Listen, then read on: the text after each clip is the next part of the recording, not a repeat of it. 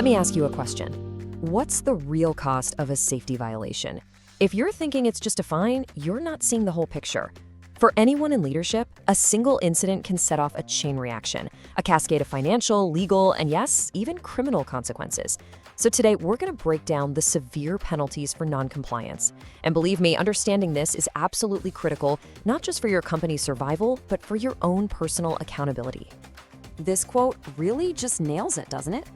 A safety incident isn't some random event, a bolt from the blue. No, it's the very last thing you see at the end of a long chain of risks that were ignored or unaddressed. So I want you to think of non-compliance not as one single misstep, but as that final breaking link in the chain. And when it snaps, the fallout is so much bigger than what you see on that initial penalty notice. Okay, so let's get right to the core principle here. Every single employer has a fundamental, non-negotiable legal obligation to provide a safe work environment. Now, this isn't just a best practice or a nice idea. It is a hard line in the sand, legally speaking. And when that line gets crossed, the consequences for your finances, your legal standing, and your company's reputation are truly severe. So, please, don't think of noncompliance as a one-and-done event. I want you to picture it like tipping over the first domino. You know, that initial penalty you might be worried about, that's almost never the end of the story. In fact, it's often just the beginning. It's the trigger for a chain reaction, a cascade of consequences, where each one gets more and more damaging. So let's actually follow that cascade, shall we? We're going to walk through each domino as it falls. We'll start with the most obvious penalty and go all the way to a consequence that can literally threaten the existence of your entire organization.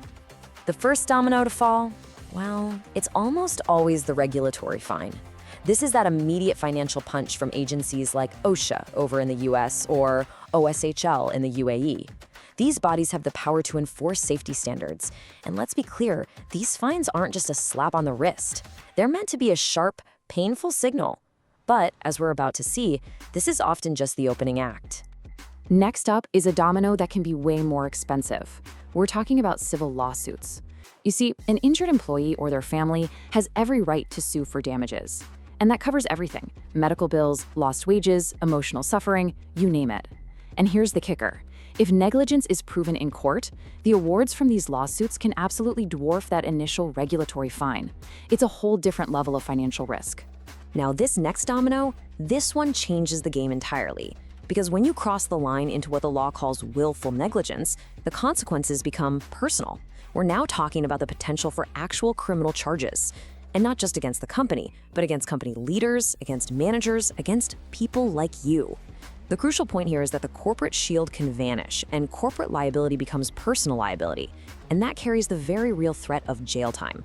And this brings us to the final, and frankly, catastrophic domino: losing your license to operate. A pattern of repeated violations or even just a single, incredibly severe incident can lead regulators to suspend or even permanently revoke your company's ability to do business. This isn't a fine you can just pay off or a lawsuit you can settle. This is game over. Okay, so facing that terrifying cascade of consequences, what are your immediate mandatory duties after an incident happens? And I want to stress, these are not suggestions. They are legally binding responsibilities that kick in the very moment something goes wrong. Look, your post-incident response has to follow 4 critical mandatory steps. First, you have to provide immediate support. That's both medical and financial.